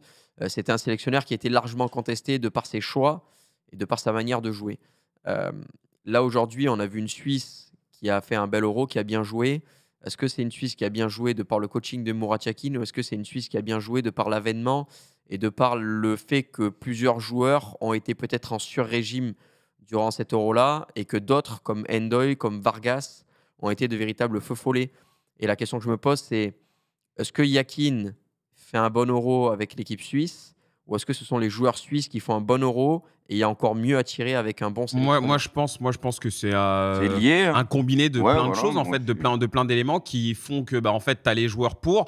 Si jamais tu as aussi de bonnes consignes, un jeu qui est bien compris et bien intégré par tes joueurs, et ça donne le résultat qu'on a vu. Et puis moi, tout au long de la compétition, j'ai pas vu la Suisse moins bien jouer sur un match. Je parle pas forcément de monter en puissance parce qu'en fait, vous voyez une équipe bien structurée à tous les niveaux et c'est une des rares équipes qu'on peut dire ça dans cet Euro. Et surtout, moi, ce que que j'ai adoré des Suisses, c'est leur maîtrise du rythme en fait. C'est-à-dire qu'ils savent calmer quand faut calmer, ils savent accélérer, ils ont aussi le coup d'œil. T'as des joueurs qui sont capables de trouver ses passes. On l'a vu avec Akanji, on l'a vu avec Xhaka. T'as des joueurs qui sont capables aussi de faire un petit peu de déplacement de fonction. On en a parlé avec Freuler. Moi, en fait, cette Suisse-là, c'est l'équipe qui m'a le plus impressionné dans le jeu et en tout cas dans la maîtrise de ce qu'elle sait faire avec le matos qu'elle a. Donc, en fait, pour répondre à ta question, moi, je pense que c'est un ensemble, c'est un tout qui fait que tout a plutôt bien marché et que là, ils sortent parce que penalty. Mais en vrai, non, je pense vraiment que c'était du propre à tous les niveaux et que chacun doit être honoré par rapport à ça. Je ne sais pas ce que vous en pensez, vous, pour répondre à la question de Kanto. Non, moi d'accord. Tous en même temps, les gars, non, mais... on comprend plus rien là. Je pense que pas grand monde va avoir une autre réponse que il y a un peu des deux. Il y a un peu le sélectionneur et il y a un peu les joueurs. Évidemment, il y a personne qui va dire non, c'est que les joueurs. Enfin, on n'est pas des experts du football suisse. Dans le chat, il y en a qui nous disent que pendant les éliminatoires, ça a été catastrophique. On veut bien les croire, tu vois. Mais nous, on n'est pas suffisamment. Il y a des équipes qui ont déroulé en éliminatoire. Regarde, ils ont fait un Euro. Tu vois, le Portugal, ils avaient une phase facile. La Belgique de Tedesco, ils n'avaient jamais perdu un match sous Tedesco et ils ont été très mauvais sur l'Euro. Du coup, Pouce voulait te répondre. Non, mais comme tu dis, tu as cette vérité des éliminatoires, cette vérité de la compétition, cette vérité des poules, cette vérité de la phase éliminatoire. Il y a plein de vérités à chaque fois en fonction des contextes. Donc, c'est dur de mettre en avant un plus que l'autre. C'est vrai que les supporters suisses, dont celui qu'on avait reçu, étaient pas les plus gentils avec Mourad Yakin. Apparemment, il y avait sûrement de quoi. Mais je pense qu'ils sont tous contents de ce qui s'est passé parce qu'ils ne s'y attendaient pas du tout. Et au final, c'est peut-être à mettre au crédit des deux. Et puis surtout, même si c'est des joueurs, au final, je pense qu'il a quand même réussi à créer quelque chose de cohérent, tu vois, dans les choix qu'il a fait et tout. Donc ça, on peut continuer là-dessus, je pense. À la Coupe du Monde qui est arrivée, tu te dis pourquoi pas continuer avec cette base-là de ce que tu as vu. Bah oui. Moi, je serais con de ne pas tenter avec ce groupe-là, cet entraîneur. Je suis content parce que ça m'a donné une idée de séquence. Là. Je la garde pour moi là, pour l'instant. Mais on a si t'attends un truc de taré, il va nous sortir un vieux. La vérité, je veux pas trop en faire, mais je suis un génie. T'as une idée de fou. Franchement, vas-y. Mais je vous dis, je suis un génie. Vas-y. J'ai hâte de voir ça aboutir. Mais T'inquiète. Demain, moi aussi, j'ai hâte de voir le génie que t'es demain. Je suis trop chaud. Ça m'est venu comme ça. Vas-y, Pierre, vas-y. Non, la proposition de Yakin durant les 5 matchs a été super intéressante et convaincante. Et honnêtement, il a gagné du crédit pour au moins continuer à travailler sur 2 ans. C'est vrai qu'en éliminatoire, les gens l'ont rappelé, ils ont fait 3-3 contre la Biélorussie à domicile, donc il y avait de quoi être inquiet. Mais Kanto a dit un truc qui était intéressant, c'est justement sur la forme des joueurs. Et mine de rien, on a plein qui arrivaient en pleine bourre avec les fameux joueurs de Bologne, comme Abischer, Ndai Freuler, qui avaient été biberonnés par ce bon vieux Thiago Motta. Et que voilà, ce football-là, si Yakin leur laissait leur liberté, il l'avait déjà avec le club de Serie A, donc c'était intéressant. Tu avais Akanji Xhaka qui sortait déjà une très très bonne saison. On savait qu'un joueur comme Mbolo, qui revenait d'une très longue blessure avec Monaco, mais qui lui a un profil qui est évidemment super intéressant. Tu avais Shaqiri pour Sader peut-être, qui veut toujours poser son petit classique. Tu as des joueurs comme ça qui étaient intéressants par moments comme Vargas. Jean, il pose pas les mêmes de classiques.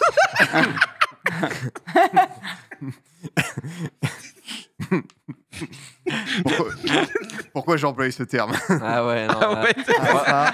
Moi, quand tu me dis poser un classique, je pense à Pano, je pense à Youss en Allemagne. Qu'est-ce que t'es en train de faire? Oh, là, j'étais en train de poser un petit classique, mais ça fait quand même 4 fois aujourd'hui que tu poses un classique, mon gros, et tout. Genre, tu poses souvent des classiques, toi, quand même. Et là, c'était pas le même genre de classique dont t'étais en train de parler, il me semble. Mais continue, Après, il faut les très bons kebabs là-bas. Non, mais ça accélère le transit. Pipian a tout à fait raison. On a des joueurs qui sortent d'une saison incroyable. Moi, demain, la confirmation, c'est par exemple pour des cas comme Freuler, pas Freuler, on le connaît maintenant, mais plutôt Abischer et Ndoye. Si demain tu leur mets un entraîneur qui est catastrophique du côté de Bologne et qui pratique pas un beau football, est-ce qu'ils seront aussi bons avec la sélection en ayant joué libéré toute l'année? Tu as le contre-exemple, Kanto, avec l'Angleterre, où tu as plein de mecs qui ont fait une saison extraordinaire. Tu as un entraîneur, regarde comment ils les utilisent, c'est le néant, alors que tu as les meilleurs joueurs au monde quasiment à chaque fois. C'est peut-être un peu plus dur parce que là, c'est des stars. On parle de stars. Ah oui, mais côté suisse, peut-être que tu as un peu moins. Quand même travailler avec les meilleurs joueurs au monde à la base. Oui, mais donc, on sait très bien que c'est dur de diriger des égos, des mecs. Un sélectionneur qui arrive à capitaliser focaliser sur la forme des mecs, vu qu'il y en a aussi pas mal qui jouent à Bologne et tout, pour moi, c'est en soi une qualité aussi, tu vois. Il arrive à faire... Ouais, mais c'est peut-être plus facile de faire passer ton message, tu vois. C'est ouais, peut-être un peu plus simple. Excuse-moi, à la base, tu me donnes Bellingham, Kane, Foden, toute la clique, crois-moi que je vais les choisir. Il y a des entraîneurs qui aimeraient bien les avoir. Je veux pas du tout exempter l'ami Gareth Southgate de ses responsabilités, mais en vrai, le sélectionneur je pense que c'est pas évident. Oui, mais un sélectionneur peut faire des choix, peut-être en enlevant, je te dis un exemple, alors que je l'adore, un Foden, parce que tu te dis ça peut se marcher dessus, et peut-être que déjà ça serait un peu mieux. Il y en a qui feraient d'autres choix que Southgate. Ouais, mais pense à la pression populaire, pense aux journaux, pense à la pression populaire, on voit parce que tu mets Foden. On voit t'emmènes avec certains joueurs, tu te fais éliminer, t'as forcé sur des joueurs et tu te fais éliminer. Donc ça vaut ce que ça vaut. Est-ce qu'il faut faire passer des mecs avant le bien d'un pays? Je suis désolé. La pression populaire, t'inquiète pas, ça fait déjà 4 ou 5 ans qu'il se fait chier dessus par tous les tabloïds anglais, donc je pense que la pression populaire, il a un petit peu rien à canner, l'ami Southgate. Il en a posé des classiques. 6 millions. Il en a posé des classiques, lui. Ah, oui, il y en a une paire, ouais. Sur le terrain, des fois. On t'avait C'est mis au milieu. C'est la meilleure. On va faire mieux. T'avais fini, Pouce? Je crois. Ok. Alors, messieurs, on va terminer avec. En fait, c'était Scipion qui est en train de parler. Oui, pardon, c'était Scipion. Excusez-moi. Ah non, mais c'est bon. À cause du classique, il a pas fini. La termée de poser un classique, on peut la fermer, je crois. D'accord, ok, meuf. Fermons la boutique. On va finir avec les notes. Alors, Poineau, tu voulais qu'on affiche les notes de l'équipe. Attends. Je pense qu'on va faire nos notes de cette équipe anglaise et après on comparera avec les notes de l'équipe. Non, on va aller vite. Tu veux pas qu'on les affiche et on réagit aux notes, non? Non, faisons nos notes. Les gars, on parle de l'Angleterre, là, les gars. Arrêtez. On les fait. Alors, on commence. T'es prêt ou pas, Poineau? Ouais. Nickel. Jordan Pickford, on lui met combien aujourd'hui? Pickford, miskin, il n'y a pas eu une frappe du match quasiment. Donc, il arrête un penalty. Néanmoins, il arrête pas un le plus penalty. difficile. Pour moi, je mets 6. Ouais, 6, normal.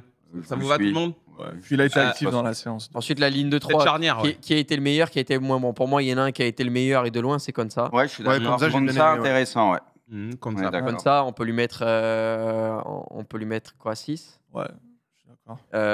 Après, il faut voir ce que tu vas mettre aux autres. En fait. Ah bah les autres, je leur mets 4 ou 5, mais pas plus. En vrai, Walker, moi j'ai vu un peu de mieux, moi quand même, comparé au match d'avant. Walker, il y a eu du mieux. Néanmoins, il y a une glissade au début du match. Il y a une glissade début du match qui peut coûter cher. Il y a une intervention où il passe à travers et il y a le but où il se fait complètement bouger par Mbolo et Mbolo gagne le duel. Il est un peu en retard. Donc Walker, moi, j'aurais tendance à être sévère. Vous voulez lui mettre combien à Walker Pipion? Moi, je mettrais 5. 5 à Walker. Bruce, pareil. Ça me va, 5. Si compte ça, on lui met 6, 5 Walker. Allez. Très bien. Montons sur quand même l'homme du match, hein. Player of the game. Stones, on note pas? Stones, pardon, excusez-moi. J'avais vu une charnière à 2. Stones, du coup. Pas trop compris, ouais. Je mettrais 5, match très très neutre. Après, sans lui, relief. c'est à l'image de son euro. Hein. Il y a juste le but où. Même ces derniers temps, il était moins bien tout court aussi. Sur le but suisse, il touche le ballon de sa chaussure. Je pense qu'il peut s'arracher un peu plus pour essayer de l'avoir, sincèrement. Je mets 5 sans relief. Manque ce bon vieux Maguire dans cette équipe, la vérité. Ce taulier, c'est lui le patron. Tu sais vrai. Moi, Stones Walker, je leur mets 4 et 4. Je leur mets pas 5 et 5. Mais... Ok. Non, mais tu sais que c'était une de mes prédictions que je voulais faire avant l'Euro, puis je suis parti sur Angleterre flop, c'était Maguire va manquer à cette équipe anglaise. C'est sûr, ça, bien sûr. Parce que les gens doivent le respecter, le bon vieux Harry. Il a ses moments à lui aussi, Maguire. Alors, Saka, du coup.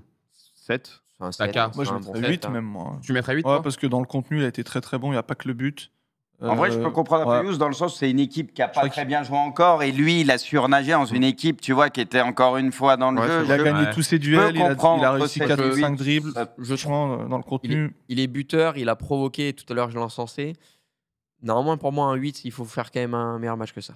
Ah ouais. Non, mais c'est dans le sens. Moi, justement, je trouve qu'on a donné des sets gentils. Moi, justement, je trouve qu'on a déjà donné des sets un peu plus gentils pour des joueurs. Je suis d'accord. Et là, pour le coup, après, 7, ça reste une bonne note. Hein, mais si on pouvait mettre des demi, on serait bien. Vas-y. Bruce a envie de mettre 8. Pipion, du coup, c'est avec quoi qu'on va trancher, du coup? Ouais, 7,5, allez. Combien? On peut mettre des demi. Maintenant, on peut mettre des ennemis. Non, fallait le dire plus tôt. Allez, 8. 8 pour toi? Désolé. Allez, tous vous faire. Kieran Trippier. Moi, je lui mets 4. 4. Ah ouais? Pas fou. Franchement, son match, il est pas bon. Il est vraiment pas bon. Il a eu beaucoup d'activités qui étaient dues au fait que Ryder ne servait à rien sur le terrain. Donc, en fait, il était complètement libre tout le match.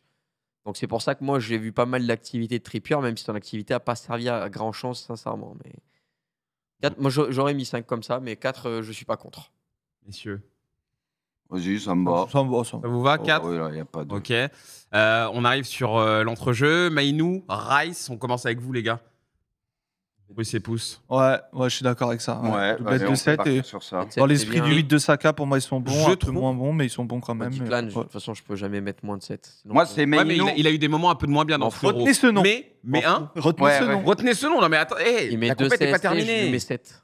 Et je voulais juste dire que je trouve que, justement, avec Mainou, j'ai l'impression que Rice La doublette Ouais. marche devient bien. un peu meilleur. Ouais. C'est devient complémentaire. encore meilleur parce Ouais, qu'en fait, t'as j'ai l'impression que ça le. C'est ça une le vraie libère doublette. certaines ouais. choses, tu vois, c'est important. Je sais pas, c'est pas mon joueur préféré du moment. Qui, Rice Ouais. Mais de l'euro, Ah, il est du très monde, fort. Non, de l'univers, de de l'histoire. manière du- générale, parce que je me rends compte que ça fait 2 ans, dès que je parle de lui, Ah, t'as un j'allais truc. dire quelque chose, T'as un mais truc, ouais. C'est une valeur sûre. ouais. voilà, peut-être, quoi. mais je l'encense tout le temps en fait. Il est trop fort, frère. Il est Et, trop fort. et même quand il fait des mauvais matchs, je me dis Bichette, c'est pas ta faute, tu vois. Donc Ouais. je pense que je l'aime beaucoup. Bah, Ah, c'est mais des joueurs, si ça tourne à peu près, ils passent jamais à côté de leur match. C'est comme les Rodri, c'est des mecs qui sont tellement faciles. Pour moi, ces d'affiches. mecs-là, ils ont tellement. Excuse-moi, Bibi, hein, ces mecs-là, Ah ils non. ont tellement en fait d'activité sur le terrain que si ça tourne mal, bah en fait, C'est rarement j'irai de leur pas vers faute, eux. Bah ouais, oui. j'irai pas vers eux parce qu'en fait, le gars, il se donne. Après, je veux être quand même assez honnête. Son euro. Ça va, là, il est bien mieux, mais franchement, je l'ai pas reconnu. comme sur le t'as début de dit, la c'est compétition. Mainou, Ah, c'est non, la- je l'ai pas. Et je c'est trouve depuis maintenant qu'elle- qu'avec Mainou, Mais ça va Mainou, bien, la quoi. personnalité qu'il a à son âge, tu vois, comme ça, c'est. Ah Dans ouais, le non, comment- Tu vois, à Commentaire, United, tu vois là, c'est. Il le rend franchement, meilleur. c'est- Dimberba, excellent. Excellent Ça le commentaire de Dimberba, excellent. Dimberba, il dit quoi? Le Rice? Ah, ok, d'accord. Ah, bien joué. Dimberba, bien joué. Ouais, Non, c'est c'est- vu et revu. Ouais, mais ça correspond bien à la situation. Donc, C'est vrai, c'est vrai. C'est vrai. C'est un peu technique, tu vois, un petit peu. Il y a un effort. Maintenant, ça va être le moment marrant. Maintenant, ça va être les caméras. Oula. Bellingham Ouais, c'est et Bellingham, on tourne. c'est Bellingham qui a la meilleure note des trois. Ouais, Bellingham, il a fait pense un qu'on est meilleur match d'accord que les autres, là-dessus. donc il mérite un bon 4. Ouais. Voilà, Il est terrible. Bellingham, vous voulez lui combien mettre 4 Ouais, moi, je lui mettrais 5. Moi, je mettrais Je mettrais 5. la J'hésitais moyenne, entre 4 et mais 5. Moi, je mets 5 quand même. c'est. Voilà. Je trouve c'est pas il a fait des matchs pires depuis le début, c'est Moi, j'ai c'est jamais un envie de lui ses donner moins la moyenne pires pour matchs. 7 euros. Ouais, J'ai jamais envie de lui Il donner a, la il moyenne. a au moins essayé. En tout cas, il y a une action sur laquelle il a été grandiose. C'est l'action sur laquelle Char prend un carton jaune. Hmm. Parce que Bellingham fait faute et c'est Char qui prend un carton jaune. Et ça, j'ai trouvé ça très fort de sa part. Donc bravo, C'est bravo Jude. Et pour ça, j'accepte qu'on te mette 5. C'est la mystique. Pipion. Ouais, 5 pour Jude. Allez, Pipi, occupe-toi de Foden et Kane. Ah, bah, le duo. Bah, Non, c'était sur Bellingham déjà. Ah, je suis d'accord. Oh, les gars. Et il a mais dit d'accord. 5 aussi. Ouais, non moi j'ai dit 5. Ah, t'as dit 5, ok, bah vas-y. alors. Honnêtement, c'est comme Griezmann Mbappé hier, quoi. Ça va être entre 3 et 2 pour Tic et Tac, quoi. Donc, Ouais, on va ouais, décider ouais. maintenant. hein. Il y en a un qui a été meilleur que l'autre. Je sais même pas. Pour moi, non, les deux, c'est. Il n'y a pas d'emprise. Ah, si, Kane, je l'ai Il vu. était très bon quand il était en 6. C'est ce que j'allais dire. Le Harry Sans Kane milieu ballon, défensif, excellent. c'est sympa, mais du coup, le Harry Kane attaquant, il est plus là. Ah, il Donc, était pas là, c'est ouais. dommage. Ça hein. contraste. Non, mais ouais, gros volume de récupération de ballon aujourd'hui pour Harry Kane. Mais c'est dommage, vrai, c'est pas ce qu'on demande. Un peu de sérieux. En vrai, enfin, même on peut mettre 2. Enfin, je sais pas, Ouais. leur match, 2 c'est ou tellement 3, de dur. toute façon. Ça mérite pas beaucoup. Hein. Ça se trouve, on va regarder les notes de l'équipe 6. Bruce.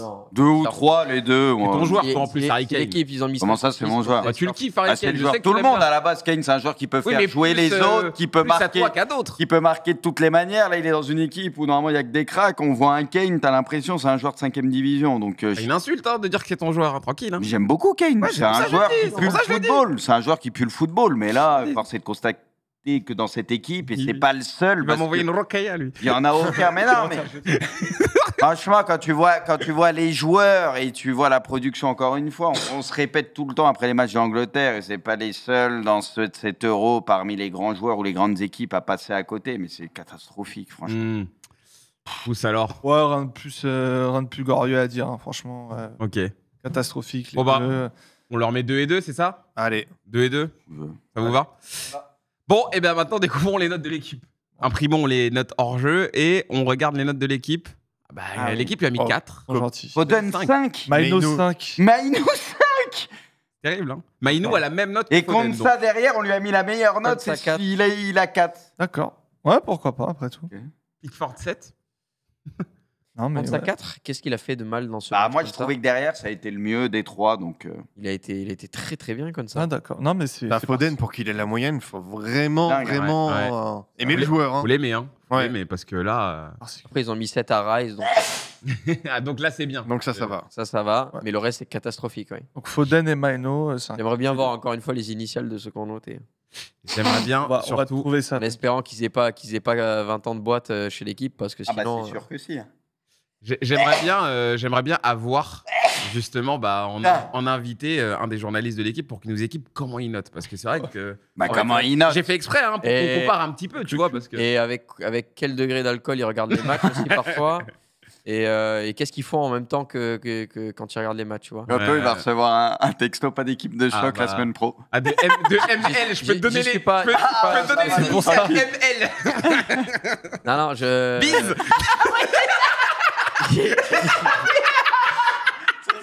J'y suis pas la semaine dernière. Alors, J'y suis déjà pas la semaine prochaine. j'ai des auteurs. Il n'y avait pas de place pour moi. Il y a un certain PEM Bise. Ouais. et un Quoi certain SB. Paul-Henri Mathieu. Non, c'est. En plus, PEM, il est sur notre émission. Et SB. PEM, attends, c'est lequel déjà? C'est Pierre-Etienne Minozio. Pierre-Etienne. Exactement. Et SB. SBDK? Non, pardon. SB SB, ça peut être qui ça? Moi, je SB, les gars. vois pas. Là, toi Sofiane Bouffal. Exactement. Cher à Poineau.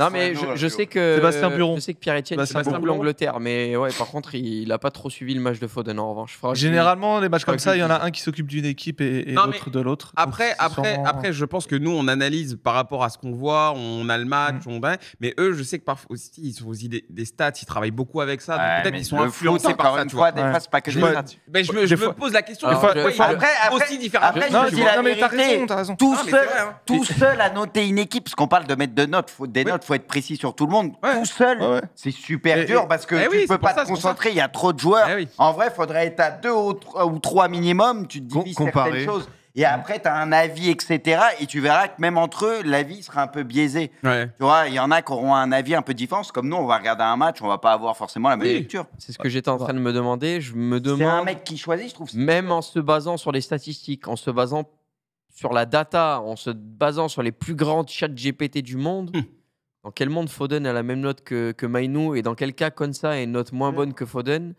je Ouais, suis mais quand même curieux de savoir comment. justement, si dans les statistiques, on voit que Foden, malgré le match qu'on a l'impression qui est pas bon, rate C'est sûr aucune qu'il touche passe. 13 par ballons et exemple. il fait 13 Non, mais passes voilà, réussies, voilà, ouais, tu mais, vois. Non, mais ça sera peut-être pas- que les mecs, ils Il y a ont ça. le Peut-être truc, que Konsa, il y a il a le pas truc, assez de le nombre de d'interceptions, tu kilomètres, vois. les Ouais, il y a ça courses. aussi. Oui, mais il y Les a un courses, tu vois, c'est ce que je il y a me un dis. moment donné pour des joueurs comme ça.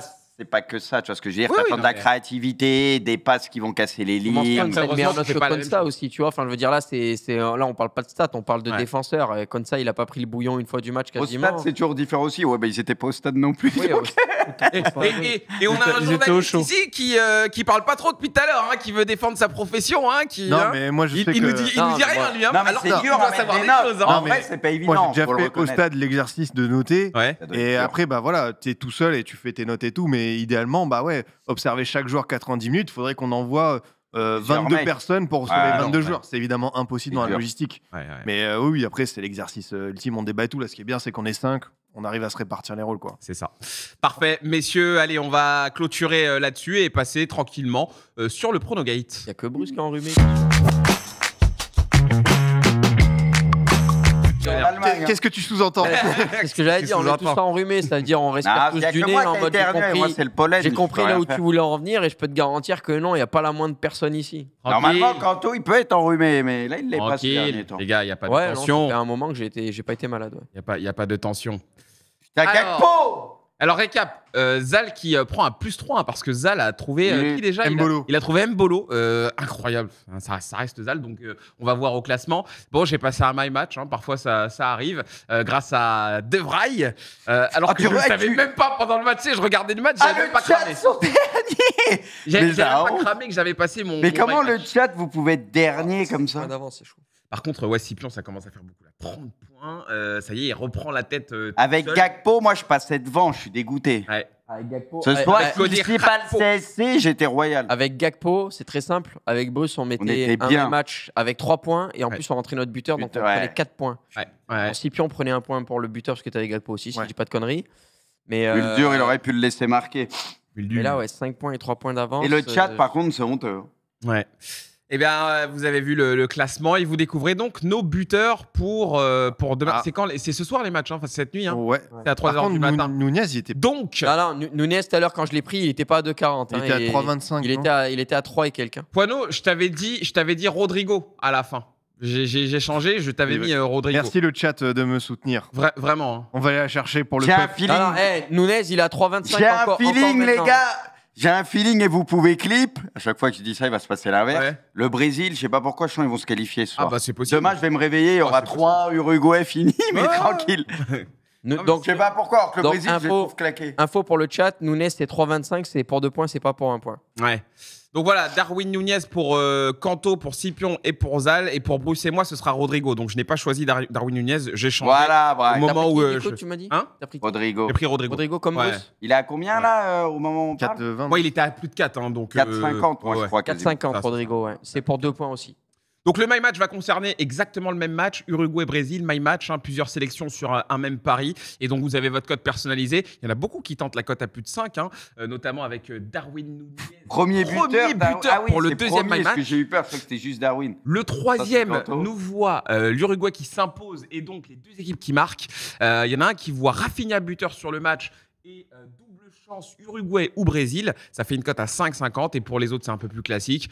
Uruguay et ensuite Braque voit Rodrigo, Marquinhos. Ah ouais, mais toi tu mets toujours 10 buteurs. Bah ça a payé.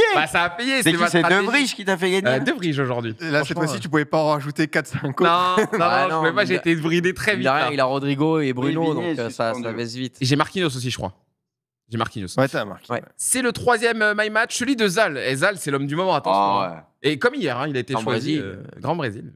Très fort, Zal. En tout cas, voilà tout ça. Vous retrouvez ces codes sur le site Winamax, tout en vous rappelant, bien entendu, de faire très attention avec les paris sportifs. Les mineurs, ça ne vous concerne pas. Ils ont raison, il vient d'éternuer. Tout le monde a enrhumé. Mais c'est qui a dit ça? Il a porté l'œil. Bien sûr, à chaque fois, ça arrive. C'est grave. Il suffirait que je baille après tout le monde. Une allergie, tu peux pas être contaminé. Juste petite information. Une allergie. Non. La Colombie mène 1-0 à l'heure actuelle face au Panama après 12 minutes de jeu à la Copa América. Parfait. Merci pour l'info. De John Cordoba. Voilà. Merci pour l'info, comme dirait Griezmann. Sur un centre de Rames. Sur un centre de Rames. Voilà. Putain, Rames, c'est incroyable. Ça fait combien de passes D là? Il n'en avait pas déjà fait 2-3? Oh, tu me demandes ça à moi? Sur cette Copa, il en est, c'est sa 4e normalement. 4e passe D, c'est ouf. 4 en 4 matchs, c'est pas mal. Ça s'appelle une resurrection. Messieurs, merci beaucoup. Bruce, merci se retrouve. les gars. Alors, j'ai pas le planning en tête, mais je sais pas. On se retrouve dans 2-3 jours, je crois. Mardi. Demain, il n'y a rien. Lundi, il n'y a rien. Lundi, il n'y a rien. C'est mardi. Reposez-vous bien, les gars. Si je dis pas de conneries, mardi, c'est quoi? C'est remote? C'est la France. Ouais, c'est un remote. C'est un remote et on est de retour en plateau mercredi. Et après, débrief du match de la France, hein, mardi. Hein. Débrief. C'est mardi le match de la France. Penalty pour la Colombie, je crois. Donc ça va faire du 2-0 déjà. La France, c'est mardi. Donc forcément, débrief, plateau. Ah, mais du coup, on regarde la France chez nous, on n'est pas. Non, regardez ici, poto. On va regarder ensemble. C'est pas en remote alors. Bah oui. En fait, on a la France qu'on va regarder tous ensemble et après on fait un débrief du match, forcément, comme la dernière fois. C'est qu'il n'a pas été mis à jour le planning. Ah ouais, d'accord. Moi, je croyais que c'était un remote mardi, moi. Ouais. Non, tout est à jour, les gars. Donc on se revoit mardi.